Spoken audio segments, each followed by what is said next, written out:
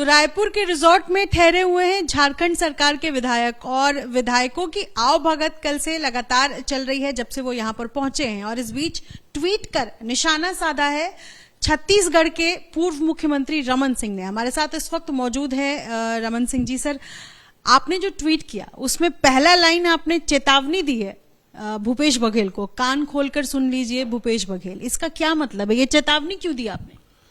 देखिए क्या हो रहा है छत्तीसगढ़ में और छत्तीसगढ़ के इस जमीन का कैसे उपयोग किया जा रहा है। जिस प्रकार हमें कोई आपत्ति नहीं है, झारखंड से विधायक आए, उसके पहले असम से आए, उससे पहले हरियाणा से आए, अवगत करिए, शराब पिलाइए, मुर्गा खिलाइए, उसमें कोई दिक्कत नहीं है। दिक्कत इस बात की है कि छत्तीसगढ़ के लाखों रुपया आप खर्च कर रहे हो और अवैध तरीके से सरकार के सरकारी गाड़ी में कीमती शराब पूरा भरा हुआ बॉटल आता है, पूरी जीप भरी हुई होती है, गाड़ी भरी हुई होती है। तो ये दिखाता है कि किस प्रकार पैसे का दुरुपयोग हो रहा है। और उस पत्रकारों ने जब उस गाड़ी को घेर लिया और फोटोग्राफ्स लेने लगे तो ये दिखने लगा कि महंगी महंगी शराब उस पर रखी हुई है और उसका कोई जवाब देने वाला नहीं। और आज तक विभाग ने इसका एक भी स्पष्टीकरण नहीं दिया कि वो मेफेयर में इतने सारे बॉटल ले जाने के लिए कांग्रेस ने किसने कहा, किस मंत्री के कहने से गए, किसके कहने से वहां पे गए। और दूसरा जो इसी में प्रश्न उत्पन्न होता है कि कांग्रेस को अपने विधायकों पे, झारखंड मुक्ति मोर्चा को अपने विधायकों पे भरोसा नहीं है। वो झारखंड से चल के, रांची से चल के छत्तीसगढ़ आ रहे हैं।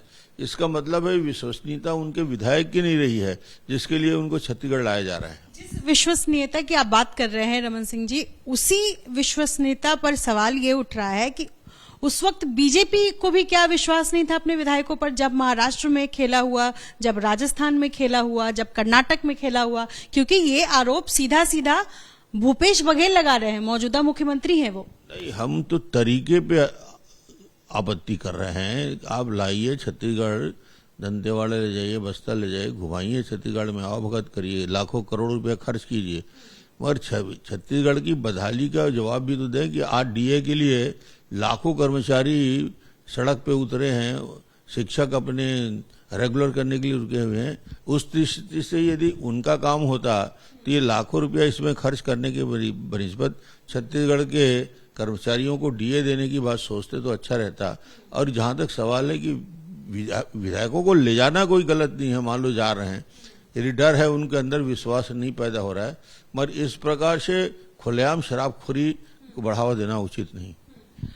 मुझे ये बताइए कि जो झारखंड में चल रहा है, बीजेपी किस तरह देख रही है, क्या चल रहा है झारखंड में? क्योंकि विधायक तो यहाँ पहुंच गए हैं, कल कैबिनेट की बैठक भी है वहां पर, लेकिन उससे पहले आज ये भी कहा जा रहा है कि हेमंत सोरेन भी यहाँ पर पहुंचेंगे।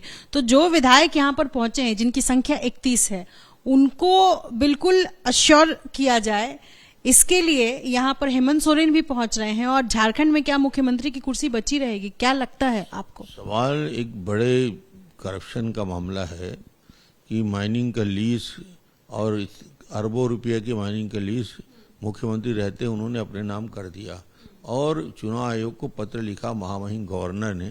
फिर वहां से चुनाव आयोग से आया कि उनकी सदस्यता रद्द हो जाएगी, होगी। और यही एक प्रक्रिया है जिसमें गवर्नर विशेषज्ञों की राय ले रहे हैं। एक दिन 2 दिन का समय लगा, मगर जब कोई कदम महामहिम गवर्नर उठाते हैं तो विशेषज्ञों से, कानूनविदों से राय लेकर, मुझे लगता है कि 1-2 दिन में ये सारे विषय स्पष्ट हो जाएंगे कि वो विधायक नहीं रहते।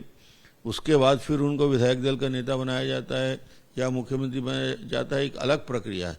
मगर बड़ा फैसला आएगा कि उनकी सदस्यता समाप्त होगी और सदस्यता समाप्त होने के बाद पहली प्रक्रिया तो यही है कि वो सदस्य नहीं रहे तो मुख्यमंत्री पद से एक बार तो हटेंगे।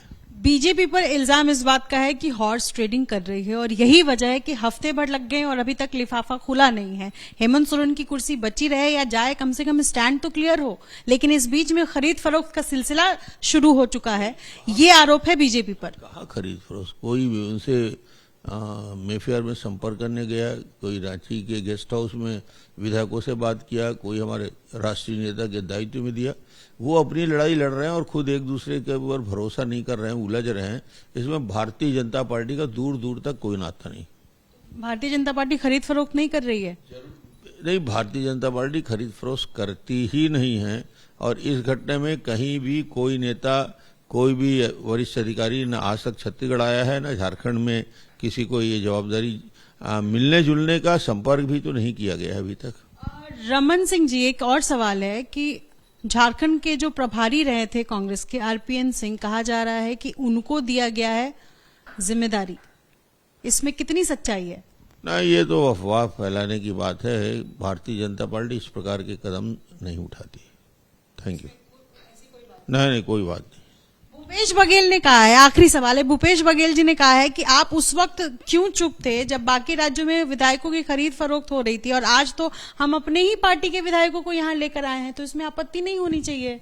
आपत्ति झारखंड से आए, कांग्रेस के आए, झारखंड मुक्ति मोर्चा के आए, विधायक लोग आए, वो उसमें कोई किसी को बड़ी आपत्ति नहीं होती। आप आवाभगत करिए, मगर इस प्रकार के अवैध तरीके तो मत करिए।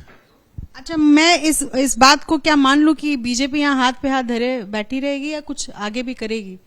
नहीं, मुझे लगता है कि राष्ट्रीय नेतृत्व इस विषय में पहले तो एक संवैधानिक प्रक्रिया समाप्त हो जाए, उसके बाद क्या स्थिति बनती है ये निर्णय राष्ट्रीय नेतृत्व लेगा।